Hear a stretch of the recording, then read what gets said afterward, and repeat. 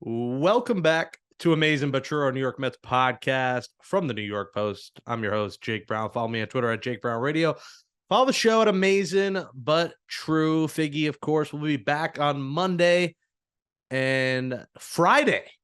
The Angels come to town for Mets Angels. And if there is a rain delay, yes, I will be co-hosting with Figgy on Pix 11. So tune in 7 p.m. if there's a rain delay. Right now, AccuWeather saying around 55% chance of thunderstorms in the 7 p.m. hour. So all we need is like a little 30-minute delay. It's a 7:10 game. Push it back to like 7:40. And then 7 to 7:30, you'll get Amazin But True, but on TV as we talk all New York sports. So praying to the weather gods. I'll do the rain dance on Thursday night and hope for that on Friday. Joining me in just a minute will be a little Mets podcast crossover. Til Mets Do Us part. John Saponaro and Matt Ibanez. They do a good job with their pod. I was just on their pod today, so we're doing a little pod on pod crime as everyone's on each other's pod after the Mets do what they do best against the Atlanta Braves, where they are 3-10 on the season after their loss 7-0 Wednesday. Everyone wanted to get their panties in a bunch on Monday night when the Mets scored 10 runs.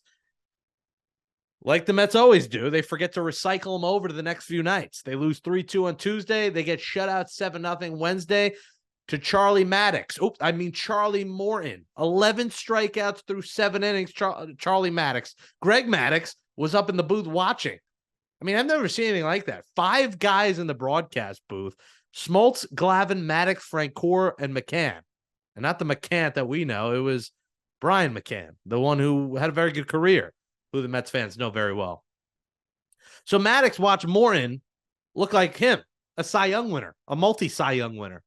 The Mets had nothing going except DJ Stewart, who, yes, he's been almost the hottest player on the team right now, as he's vying to pay for more diapers, as he says. He says he loves to play because these diapers are expensive. I have no children, so I cannot relate. But that's me for eating food, ordering in. It's expensive. So I get it. Those Pampers diapers get pricey. And my brother knows. My brother just had a baby, and he says he poops like 10 times a day. So, for us adults, that's just called a lot of Chipotle. But for babies, a lot of diapers. So, DJ Stewart's doing a nice job in his fill-in role. But, the Mets had nothing going on Wednesday. They lose 2 out of 3 down in Atlanta. Stewart's been good. Vogelback's been a little bit better as he homered on Tuesday. Monday, Ortega joined the home run parade. Lindor homered. But overall, this is a pretty lousy series as we expected, as the Mets fall 10 games under 500. They wanted to tease you after Monday. They get within 7, 6.5. Like, can they do this? Well, now it's back to 8. They get an off day Thursday before Shohei Ohtani and the Angels come to town for a 3-game set. And Shohei Ohtani, who left the game pitching-wise and hitting in game 1 of a doubleheader on Wednesday, was in the lineup game 2. I mean, this guy's just incredible. And it seems like barring some kind of injury or they rest him, he will play at Citi Field this week and not pitch, but, he will presumably be the DH for maybe all 3 games. So that should put some fannies in the seats. And Friday's Kodai Senga on his ghost forkball day. Now, if there's this rain delay and there's rain in the forecast, someone's going to have to get me a ghost forkball because I kind of want one of those. And again, the reason you're going to a lot of these games are those promotions. So, we'll be on the lookout for an extra glow-in-the-dark ghost forkball. But the Mets have us left in the dark at 10 games under, 6 weeks to go. The service time day passed on Mauricio. He's still not here. So it could be a September call-up at this point. And we will find out what September holds, what prospects come up. You didn't get a prospect, but you got the return of the human pitching toilet sitter and Sean Reed-Foley, who looks like he is taking a dump when he gets out of the mound. But congrats to him. Post 15 months, post Tommy John surgery 15 months later, he is back in a New York Mets uniform. So good for him making his return. Edwin Diaz also might make a late September return, which I would hate. But we'll see if they actually put him in. And that's pretty much it in Metsland. So let's welcome in our special guest now. That is John. It's a tough name to say, John. So correct me if I'm wrong, John Saponaro, or is it Saponaro, or is it anything else? Well, first of all, thanks for having me. I say Saponaro, but I think it's because I'm from Brooklyn. A lot of people say Saponaro, so that's fine, but I say Saponaro. I like Saponaro because I say orange and not orange, and I say Same. Florida, not Florida. It's not. I mean, it is the floor of the country in Florida, so I get it. And some things, down there they have some floor opinions, but it is Florida if you're a New Yorker. So yeah. Shout out to you. Follow him on Twitter at John Saponaro. Now it's in my head. Now it's just in my head. John Saponaro. There we go. Saponaro. And his co-host on Til Mets Do Us Part, Poison_Ibby. That's Matt Ibanez. No relation, right, to Raul or any of the above? Well, just to if we're gonna play the correction when it comes to name, my last name, since it doesn't have the tilde, would be pronounced Ibanez. And it's okay because the first time me and John did a show together, episode 1, he did the same thing you did, mispronounced it, and then we corrected and we went from there. But believe me, I've been getting that my entire life, so I'm used to it by now. So it's all good. Ibanez. Ibanez, yes. Like the guitar. Like the guitar, yes. What is your background? Well, my mother was Polish and my father was from Uruguay. Okay. All right. That's enough background talk. This isn't him. but I was just curious because I was like, is he of Spanish descent? So I guess without the accent, you are not. So check out their pod on Twitter, wherever you get podcasts. You guys live stream on YouTube. We still haven't done live streaming. We're very late to the party, but things take a while to get done at a corporation. But that's another story for another show. Maybe next month when the Mets are 13 games out. But guys, the Braves have the Mets number, and it seems like they're gonna have the Mets number for the next decade because it's a graphic they showed on the broadcast. It's a graphic I keep thinking of, and that's just how many Braves players are locked into contracts at TJ Maxx discounts. I mean, every guy, they're getting underpaid. Austin Riley is underpaid, and he's the highest end at $20 million a year. But like Ronald Acuna is getting like 10, 11 million a year. And if he's on the market now, he's getting 30 million a year. And then on top of that, here's 5% to the Atlanta Braves Foundation. Give it to charity as well. I mean, you're already a charity service getting these deals. Does it frustrate you watching, one, these games and constant losing to the Braves, and two, just how good of a core the Braves have to the point where, maybe the Mets will contend in coming years, but man, it's hard for me to see them win this division because this Braves team's like 40 games over 500. It bothers me. It's bothered me my entire life. I'm about to be 37 years old, so the Braves have been, the thorn in my baseball side forever, basically, for my entire existence. It's admirable what they've been able to do in terms of identify talent and lock that talent into deals. I think Gary Cohen was talking about it on the broadcast a little bit. I kind of just blacked out for some of that broadcast and stopped listening to it. But, he mentioned how, they're able to identify these guys, even on other teams like Olsen and Murphy, who they value very highly, and they get them over here and they extend them right away. It's part of me says cap off to them for being able to do that. And being able to get those deals done. Part of me does say they're really kind of screwing these guys over. You mentioned Acuna, especially Albies. Albies deal is for like $40. I think he makes like $40 a year, which is absolutely insane. They got him at the Dollar Tree. I'm convinced he was purchased at the Dollar Tree. I mean, it's $8 million a year for 7 years. This guy's going to be a stud, Matt. Like, it is frustrating to watch. You just go through their lineup, and then on top of that, you got the most hateable guy hitting a home run every night this week. I can't even say. Ozuna. Yeah, thank you for filling the blank for me. Ozuna, and he's not good like the song with our one of my favorite Spanish artists. He is another thorn in our side is Marcell Ozuna, another Met killer. Add him to the list. Yeah, I mean, what did he go? 8 for 11, like a home run every night.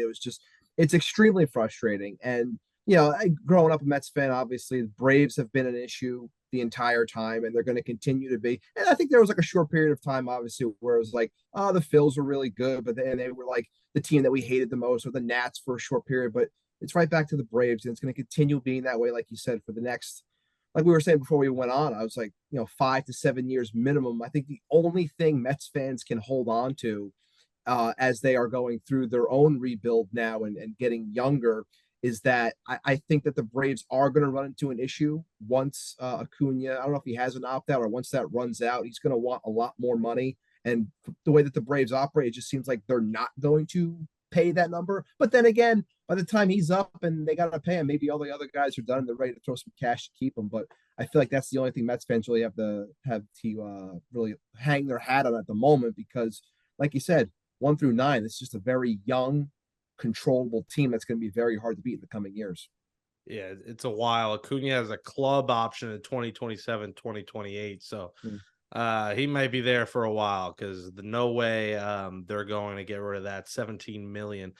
He'll get those years. But yeah, the Braves, 4 homers in 3 nights for Marcell Ozuna, 8 for 11. I mean, just absolutely absurd. And like, if you're a betting person, the good move is to bet every player in their lineup to get at least 1 hit or to get 2 hits, because it felt like everyone in the lineup got 2 hits. And listen, Jose Quintana was due 20 consecutive starts where he did not allow 3 or more earned runs. His ERA is now inflated to, I think it's around 3.7. He's right at his career ERA for the season now. He's been great, so there's nothing you could do. I mean, he was due to get rocked, and if it's going to happen against, a team, the Braves are going to be that team, because they just tear the cover off the ball, and that's why Tuesday and Monday were a little bit surprising. Tuesday, a couple more things on the Mets' way, maybe they win, but McGill continues to be inconsistent. Peterson continues to be a bit inconsistent. He's been better, but I am not ready, guys, to shoe in Peterson in the rotation. I mean, McGill, you'd be shot if you said he's part of the rotation. There's no chance you put him in like at least a 5, maybe as a depth piece. But McGill has regressed, and Peterson is still so much of an unknown as a starting pitcher that, as we start to look ahead of what they're going to do in the offseason, I'm not ready to put either of those guys anywhere near those 5 guys in the rotation. No, not for me. I mean, I don't like Peterson. I haven't liked Peterson the whole time. Ibby likes him a little bit more than I do, to say the least. To me, Peterson is the next guy in the line of Mets left-handed pitchers that they drafted and developed that are supposed to be better than they are based on their stuff. Steven Matz comes to mind. John Neese comes to mind. People always get on me, hey, John Neese did this, John Neese did that. It's fine, but John Neese should have been better with the stuff he had. Matz obviously should have been better with the stuff he had even after Tommy John early in his career. I think David Peterson should be better. For Tyler McGill, that one frustrates me, because a couple of years ago on our show, I was saying, and I know this is sacrilege and absurd, and I don't mean it as a 1-for-1, but he reminded me of DeGrom. He reminded me of DeGrom the way he pitched. He was high velocity, fastball, up in the zone, keeping guys off balance, mixing in good breaking stuff. And he's turned into a sinker slider guy, and he can't get anybody out. Now he's more like John Maine. He's somebody who, throws a lot of pitches because he has no put away stuff. And it's really frustrating to watch. And, on our show, I have been very, very, very, very critical of Jeremy Hefner. I know this week the Mets have just installed their pitching lab that gets them, caught up to some of the other best teams in baseball. And, all this stuff was going to take time. But man, when I look at Jeremy Hefner, I ask the question, I've asked it on my show, and Jake, I can ask you, who has he made better? Well, Jeremy Hefner has to be fired with the season. Oh, the first inning struggles too are just off the charts this season. How bad? How do you never have a starting pitcher, whether it's a future Hall of Famer in Scherzer, whether it's a future Hall of Famer in Verlander, whether it's Senga, whoever it is, they have been bad in the first inning. And yeah, of course it's on pitching, but you can't just get rid of everyone. I mean, they already got rid of a couple of them, but Jeremy Hefner's got to go, and Buck, who knows what's going to happen, but I'd be shocked if Jeremy Hefner, Matt, is back with his team, just because, the ERA inflation, like you said, the pitchers like McGill and Peterson regressing and not developing. I mean, he's got to get canned. And he was beloved, I feel like. Coming into the season and in the offseason, everyone's, especially within the organization, loved Jeremy Hefner. But now he's starting to look like what his career was just like a mediocre starting pitcher. Yeah, I remember mentioning it to John when it first happened, when Buck got hired, or right before Buck got hired. We were talking about, potential staffs and things like that. And I always, I said, regardless of sport, not just baseball, but football too, or anything really, I always said that when someone new comes in, I like them to be able to pick who they want. Now, I know that before Buck was even hired, they made it a point to keep Jeremy and not let him go and not let him hit the open mark because they thought that he was someone they wanted to have on their staff. But I never liked arranged marriages in that sense. If it was something where they hired Buck and Buck said, yes, I want to keep him. I like what he brings. I want him on my team or whatever, or on my staff. I understand it, but I never liked putting someone in, before someone has the opportunity to go out and say, hey, this is who I want on my staff. I want this person as my hitting coach. I want this as my pitching coach. When someone's just given you and said, hey, make it work. We like him, so make it work. So that from the jump, I was always very skittish on it. But yeah, in terms of the lack of, I don't want to say stars, but just the lack of consistency really brought out for the pitching staff under Hefner. It is telling, and I agree with a lot of points that John made. And yeah, I mean, coming into the season, I thought that David Peterson, as a point of conversation, I thought he would have been a lot better. He was my pick this year to really step it up, and it didn't happen. And if you look at his career to this point, he's been up 1 year, down the next, up 1 year, down the next. He was kind of up last year. This year, he's back to being down. So I guess if I want to make a prediction, it'd be for next year for him to come back up a little bit. But I'm with you in terms of saying I do not, as much as I think David Peterson can be a helpful part to a team, not so much a 1 through 5 guy, but a helpful part to a team. I still think a lot needs to be done to make sure that he is put in a spot where it's proper for him and you're not asking too much of him. I will say this. I for all the hate I just heaped on Jeremy Hefner, I actually was for them keeping him just because I thought that he was the one coach that kind of deserved a shot, because I think that early on that first year, he did some things that were impressive with, not a lot to work with. So I didn't have a huge problem with it since then. And looking back, maybe it's a revisionist history on my part, but since then and looking back, I look at his career and who he's had to work with. And you mentioned it, Jake, you look at some of the people, whether it's Max or Verlander, yeah, you could say age is catching up to them, but he should be able to help, right? Like the idea is that there should be some help there, right? You look at Edwin Diaz, people are pointing to him. Oh, look what he did with Diaz. Diaz was great before he got here. Diaz had an all-time year in Seattle when the Mets got him. And then I think his confidence level was the problem. Once he got confident, once he got acclimated, he returned to form to being great. So again, I just say, who has Jeremy Hefner made better? And I can't find anybody when I look at the Mets staff over the last 3 or 4 years.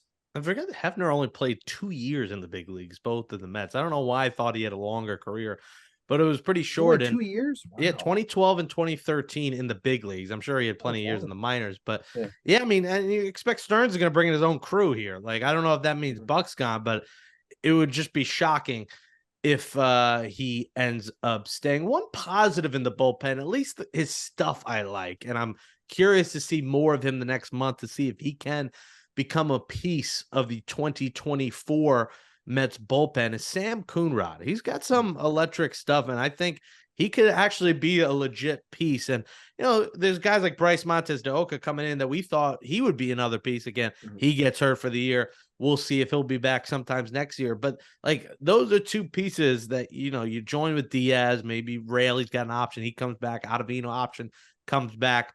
That could help out a beleaguered middle relief where we won't have to see a Gott, a Hartwig. The names go on and on and on, but I think he could be a piece of next year's bullpen. I like Coonrod. I know you joked about it in the open, but I think Sean Reed Foley has a good arm. I'm not ready to say that guy's, entrenched in the bullpen in 2024, but I think having lost most of this season, I'm not ready to say that he's done for me either. He's the kind of guy that when the Drew Smiths of the world hopefully are out, please, Sean Reed Foley. Please get rid of Drew Smith, please. Sean Reed Foley is the kind of guy that I could see, gets, he's there in spring training. I don't off the top of my head know what his options and his status are and stuff like that, but he's certainly a guy you could hold on to as a potential piece. But I like Coonrod. I know Ibby likes Coonrod a lot. And just one person I'd like to add into the mix that I've been talking. He's a free agent. He's going to cost you something, but I would go get Walker to sign up to set up for Diaz. He was traded midseason, so there's not going to be a qualifying offer. And I think when you look for free agents that the Mets are going to potentially go after in this offseason. I think if they don't have a qualifying offer attached to them, that is somebody that they're going to be all in on. And I think he's got a huge arm, obviously throws like 107 miles an hour, a little wild, but I think pairing him with Diaz at the back of the bullpen would be something that's pretty electric and tough to stop. Give me the live arm. Yeah, I would say that, when it comes to guys like Coonrod or even Walker, like you mentioned, like I feel like this Mets bullpen for a while now has been lacking what other teams have been doing in baseball. It's sharper movement, it's harder throwers. I feel like I'm watching a lot of guys that are just going out there, and as crazy as it sounds to say, oh, a guy's only throwing 95, 96, 90. It's like I'm watching a lot of other guys with sharper stuff, and they're throwing. I just feel like the mindset of how they build the bullpen needs to change. And we spoke on this on our show. I know Jake has his feelings on Billy Epler and how he builds a pitching staff, which is not very well, or the players that he chooses to attack. And he, his track record shows that he doesn't do it very well. And I think we're living in a world where we believe, David Stearns is going to be coming in here and putting his fingerprints on things and building his way. And, I don't think Billy Epler's going anywhere. I think he's going to be reassigned. But, just changing the overall thought process of how they build the bullpen, I think, is paramount in terms of how they're going to succeed, because clearly outside of Diaz the last couple of years, and I'll give the props to Otto too for last year, I just feel like it's been very lacking in terms of overall stuff and the liveliness, as John was just alluding to. Yeah, and I would think their approach is going to change, considering right now they only have 2 starters locked in next year. So they're going to realize, hey, we did a crappy job building this bullpen where Drew Smith was, once Diaz went down, Drew Smith was going to be an integral piece, and guys who didn't belong were going to be integral middle relievers.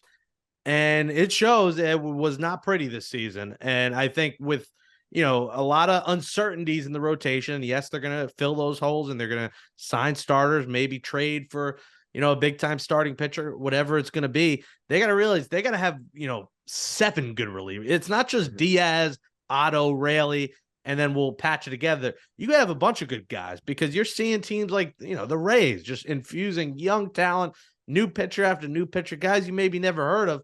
But like you said, they have better stuff than what the Mets have. And I think they're going to change their approach, and Stearns is going to change their approach. Bullpen is so important in today's day and age. You saw in 2015, the Royals bullpen and how lights out that was. I hate to bring that sad memory up, because I was maybe the last one left in the ballpark, and they're like, kid, you got to get out of here. You got to leave the stadium. And remember watching that. But hey, it was October baseball. Now you can book a chance to tee off in October.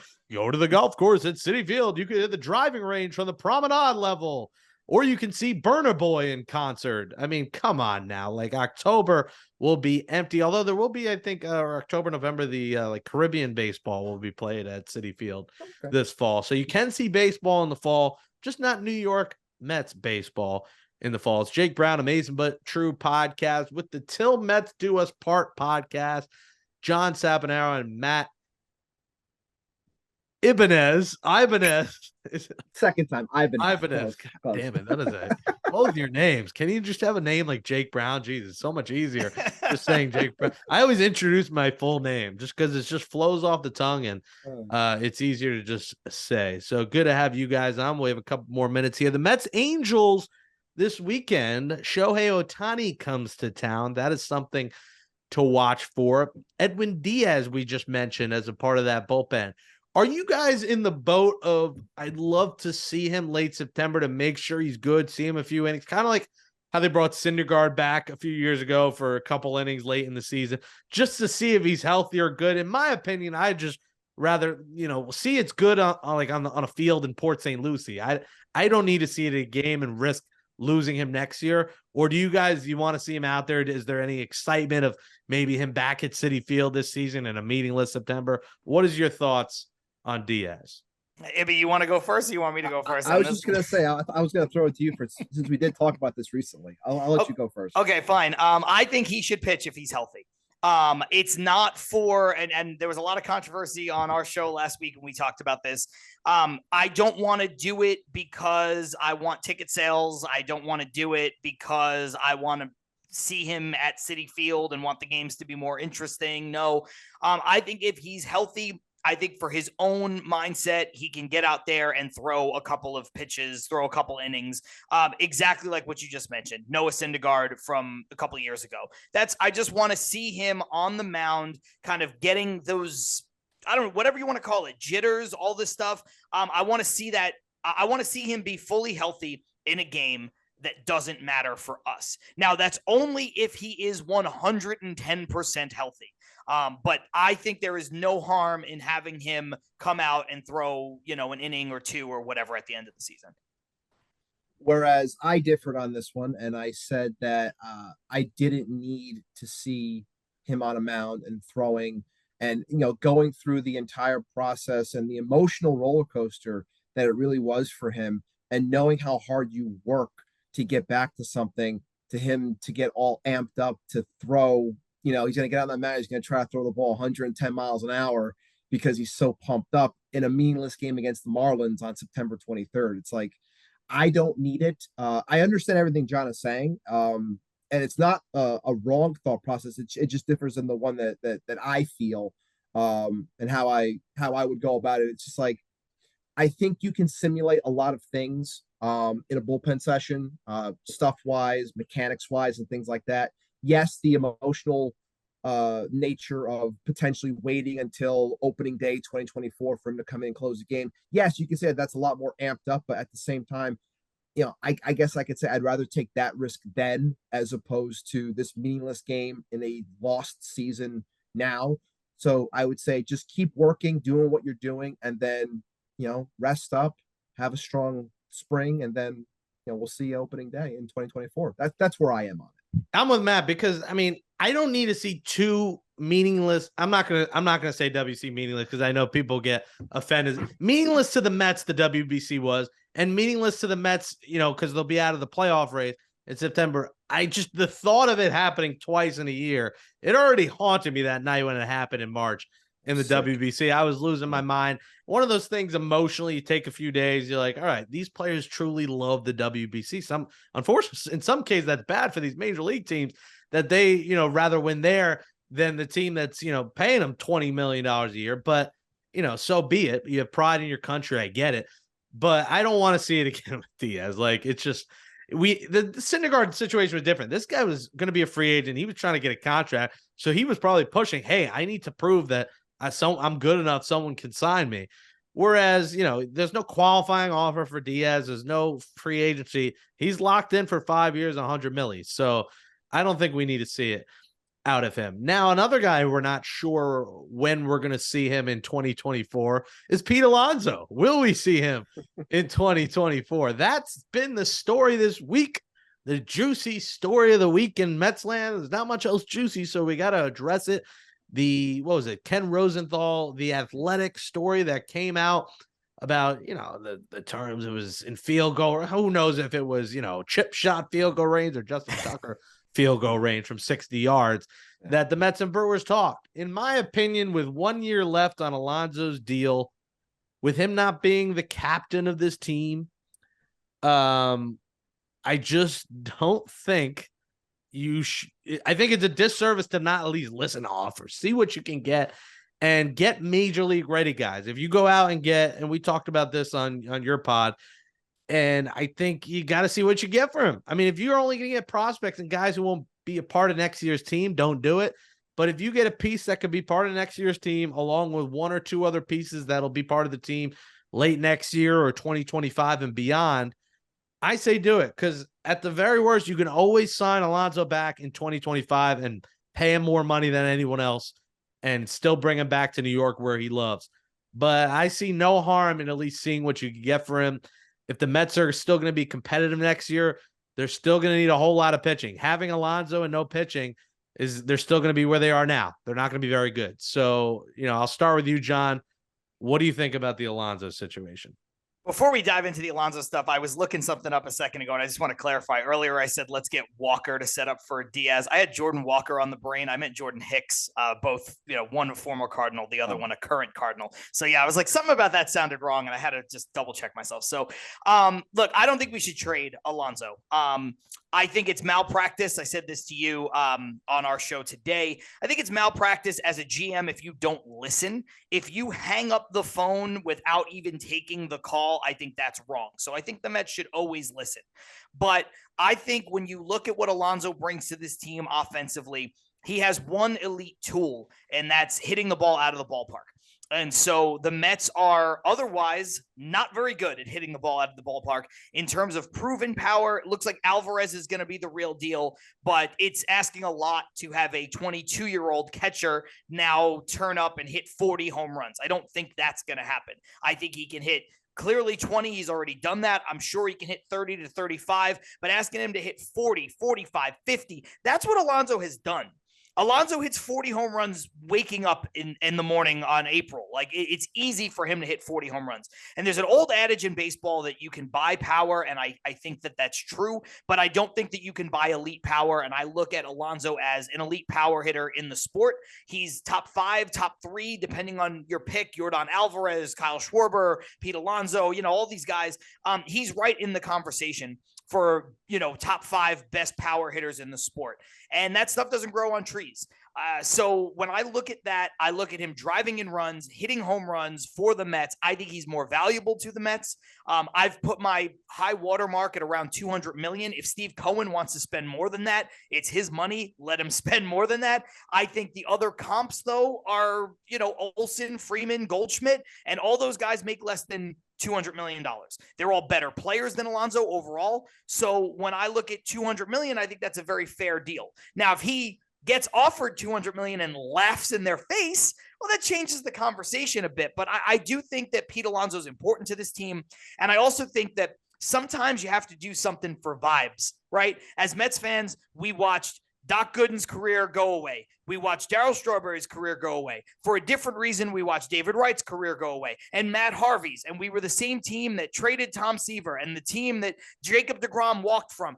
Can we just have somebody that we've developed that is inarguably great at something, that could be the best Met ever at something, and just keep them? Is that too much to ask as a Mets fan? So part of it is on the field and part of it is just vibes, man. Just vibes. And I would follow it up by saying a lot of people would end up attacking John on that, mainly because what he's saying is not wrong at all. I feel the same way. It's like you want to have like that quintessential like Met break records and all stuff, and everyone's like, it's not about records, it's about winning ball games. Well, I still think Pete Alonso is part of the solution, and I don't think he's part of the problem. Of course, there are other things out there, whatever they may be, but for me, from where I'm sitting, I think he's part of the solution. So the idea of picking up the phone when someone calls and taking potential trade offers, I'm with you, Jake. Like, that's the job of a GM. Like, any player, I don't care who it is, you listen to anything someone's willing to talk to you about. So when I see that report, the thing, and I've said this on our show and I'll repeat it, the problem is no matter what the deal is, if they choose to get rid of them, it's going to be ugly on paper. No matter how you cut it, it's going to look ugly because of what John was just saying, what he provides for this team from a vibe standpoint, from a power standpoint, from an overall just Met standpoint. It's going to look bad. And to follow you up again, Jake, I don't think they're going to get a player that is ready-made in the return. I think you're getting prospects that might be a year or half year to a year away. Will they have high regard in terms of prospect ranking? I'm sure that they would, as high as you could possibly go on a one-year deal. But, when I look at that Rosenthal report again and I see, they might be able to get one of these guys from the Brewers and then other smaller ancillary pieces, it's like, no, like, you got to give me 2 of those guys if you want them. Because even at that point, as much as I like those players that were mentioned, it still makes me go, it's fine, but it's really not, because it's Pete Alonso. It's 40 homers a year, and it's going to take a little bit more. But it would be malpractice not to listen. I think they're going to continue to listen, and the main reason for that is when you look at the free agent outlook this season, there's not a lot of offense. There's not a lot of bats outside of Cody Bellinger trying to cash in on a big year. So after that, it's slim pickings. So if you put an Alonso on the market, you can get a lot of good calls back. And depending on how this team wants to go, where it comes to the overall money that he might be asking for, this might be their time to cash in terms of return if he does say no to their offer. What that offer is, I believe it's going to be somewhere in the 180s. I'd go as high as 215. If he says no on that, that's when those calls are going to continue to become a little more rampant in Queens. Yeah, and you mentioned Bellinger. They got to offer it. The They have Cubs to are offer him a deal. the Cubs are the other team too, with a lot of good prospects. There's reports saying that the Cubs are going to try to make an offer. If Bellinger does become available, I would have zero issues replacing Alonso with Bellinger. With the year Bellinger's having, he's been far better than Alonso. Maybe not, in the home run department, but the guy gets on base, almost 40% of the time. And, he's hitting 300 plus. Like, I would love to have Cody Bellinger here. So that would not be the worst replacement in the world. So we'll see what happens. A long offseason ahead. We'll see what Stearns wants to do. We'll see what Epler says to him. We'll see what happens behind the scenes. If any stories come out. Looking forward to hearing. Maybe the back page of the New York Post will have a story. Who knows? One day here in the off season. But what are you guys watching for? Last month, Ronnie Mauricio is still not here. The date passed. Will we see Mauricio? What the heck is going on? Or if he does come up, is that what you're looking forward to? What's cooking here in the last 6 weeks of the Mets season? First of all, I love that you mentioned Cody Bellinger. I wanted Cody Bellinger this past offseason. I knew he was primed to maybe not break out this way and get closer to his former MVP self, but I just thought banning the shift and all those things, I was like, this guy is going to hit wherever he goes. So I would easily take him next year as well. As far as the rest of this year, I'm just looking to see Jonathan Arauz. No, no one's looking for that.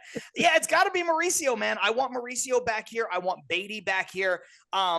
Regardless of what they do, I just want to see them. I don't want to see Rafael Ortega and Jonathan Arauz and Daniel Vogelback. I don't hate DJ Stewart. You mentioned him in the open. I think DJ Stewart is an intriguing player from a perspective of former first-round pick. He's got some pedigree. I don't think he's bought himself a ticket to being on the Mets next year, but I think he's earning his way to a spring training invite kind of situation. He knows how to hit for power. He's pulling the ball with authority. He's not a great fielder, as we saw today against the Braves. Or on the base pass, the guy fell over around second. How do you get picked off? And he got picked off in second. He was falling over, he fell over almost more times than he had hits. He looked like he might have needed some of his kids' diapers when he crouched down and fell over. Yeah, he didn't look great, but in terms of if he's going to be the 25th, 26th man on your bench potentially, I think he offers you more than a guy like, let's say, Daniel Vogelback, because he can go out there in the field. He owns a glove. Is he going to win a Gold Glove? Certainly not. But you could put him in left. You could put him in right, spot start. You could have you could do a lot worse than a left-handed bat coming off the bench. Sometimes getting a at bat, or a game here or there as a DH. So I just think that he brings some stuff to the table. Of all the replacement parts that are currently on the Mets, he's the most intriguing to me. But beyond that, you're absolutely right. Beatty should be here. Mauricio should be here. If they're not sure about Mauricio playing second or playing third or playing left field or whatever, I think you put Mauricio at third. It's the position he is taken to the most, according to what everybody says. And then you put Beatty out in left field, a position that he hasn't looked terrible in. The games don't matter. They're not going to be worse in the field than DJ Stewart. I promise you these guys will not be falling down. They're not going to be missing balls under their glove like Danny Mendick did today at third base. And if they do, at least you say, well, that's the future. It's not Danny Mendick. So I want Mauricio here yesterday, today, tomorrow. I want Beatty back. I had no problem with them sending him down when they did. He looked overmatched and confused, like he needed a break, but he should be back. Mauricio should be here, and Alvarez should be starting the bulk of the games. Catchers don't play every day, but Alvarez should be playing, 5 out of 6, 4 out of 5, whatever, 6 out of 7, whatever the math is that maths, that's what Alvarez should be doing. And all those kids should be playing, period. Yeah, I'm with you on that. It's hard, looking at this team, to really get up and excited in terms of what to really look for in this final month. But, for me, it's echoing the same things I just said on our show previously, and I'll repeat it here. I'll believe Ron Mauricio actually exists when he actually gets called up and we can actually watch him play baseball. I still question if it's going to happen, so I'm basically waiting until it actually does. actually happen. But I want to see Brett Beatty back. I want to see him, if he makes the adjustments that are needed. I'm very curious to see if he changes his approach a little bit more so in the offseason to try and lift the ball a little bit more, since pounding the ball into the ground with a ground ball rate over 50% is not how to succeed in this game today. So hopefully, I think it's something that you can attack more so in the offseason. But it's looking at that, seeing how he does after being sent down, how he responds to that. But honestly, that's really all I have in terms of the actual Major League Club. If I'm being honest, I'm more interested in seeing all the highlights that are being put out by Michael Mayer and Joe DeMayo, and seeing how all the guys are doing at the AA level, because that's where all the excitement is right now. Like, these guys are going out there getting 3-4 hits a game. Jet Williams and Drew Gilbert and Luis Acuna, Luis Angel Acuna, like that's where the excitement is. And it's a shame to say, because I have a club in New York that has the likes of Francisco Lindor and Pete Alonso and guys like that. And it's just like there's not a lot of juice around, and that's the upsetting part about it all. I mean, I guess there's some stuff, right? Like I'd like to see Pete hit 50. I'd like to see Pete, throw down 125 RBIs, and Lindor is knocking on the door 30-30. Those personal achievements mean more to them than they do to any of us, right? But it is cool to see. I think right now Kodai Senga's top 5 in ERA. It would be nice for him to finish the season in the top 5 in ERA. Like the people that are here for the future. Senga's going to be here. Lindor's going to be here. Pete, I hope. But the people that are here for the future, I'd like to see them, finish strong, because look, the Mets core is still here for all the things they did at the deadline. Lindor's still here. Alonso's still here. Nimmo, McNeil, Senga, Alvarez, and Diaz will be back. That's the Mets core right now. So I want to see the Mets core continue to be good. The guys on the periphery, it doesn't matter to me. I don't care what happens to David Peterson and Tyler McGill and Drew Smith and all these guys. Like, that doesn't matter. But the guys that are here and are going to be here, I'd like to see them finish strong. It would be nice. Drew Smith, send him on a rocket. Like, he needs to treat hitters like they're SI models. Strike out. You struck out. Treat him like that. That's how you do well, Drew Smith. But not on this order. Get him out of here. Too much heart palpitations.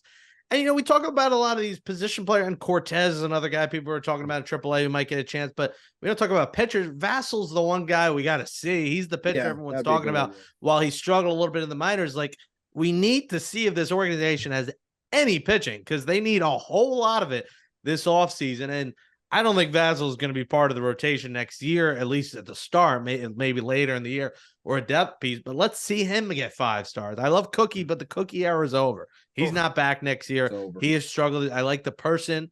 I've talked to him on the field. He's a nice guy, but he's done here. So let's move on from that. I'll close with this because I didn't mention it. Stay classy, Atlanta.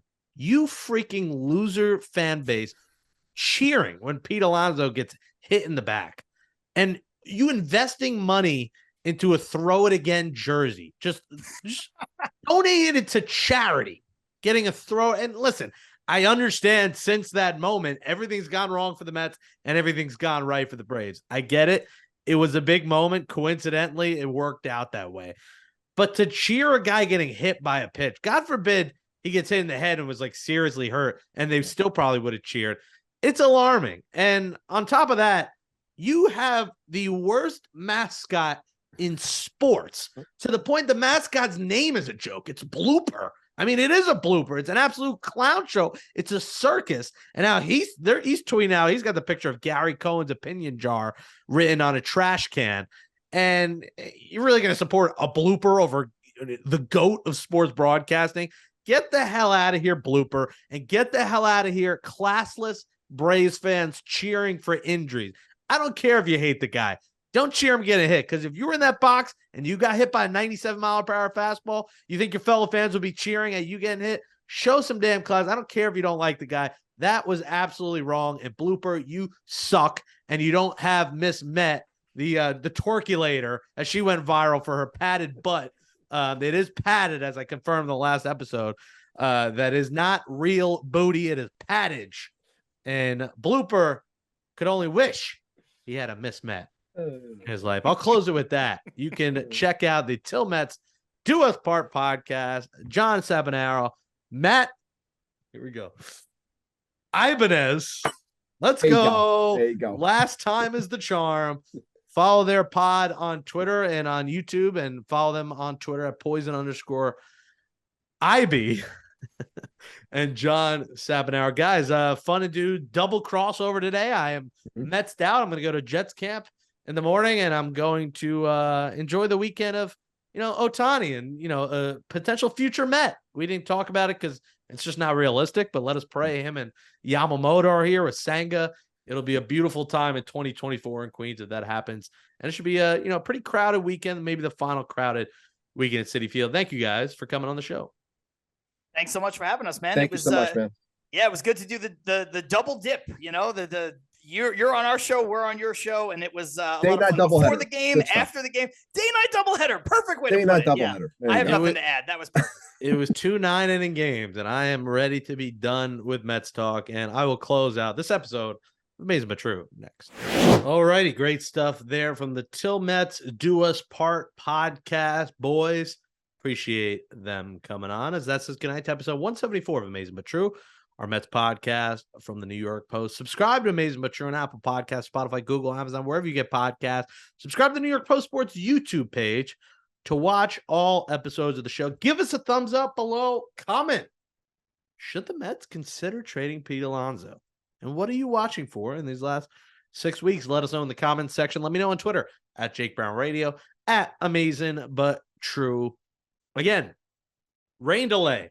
Do the rain dance. Because if it does, there's a good chance you'll see me and Nelson Figueroa, Amazing But True crew on TV for 30 minutes talking all New York sports. New York needs it. I've been all over the New York sports scene. I've co-hosted at one point all 7 of our shows. That's Mets, Yankees, Knicks, Nets, Jets, Giants, Rangers. So there's no one more worthy and no one who can do it like I can. So Pix 11, pray for a rain delay. Now there's no rain in the forecast. I'll probably go to the game, but now I got to wait around because it's 50-50 right now. Like I really thought it was just going to be 100% sunny, nice, beautiful. But now I got to wait around and see, and might have to go in the city to the studio to wait around there with Figgy because, it's a 55% chance scattered thunderstorms. There's a chance it could be delayed. So the pregame is supposed to be 6:30, Pix 11, game 7:10.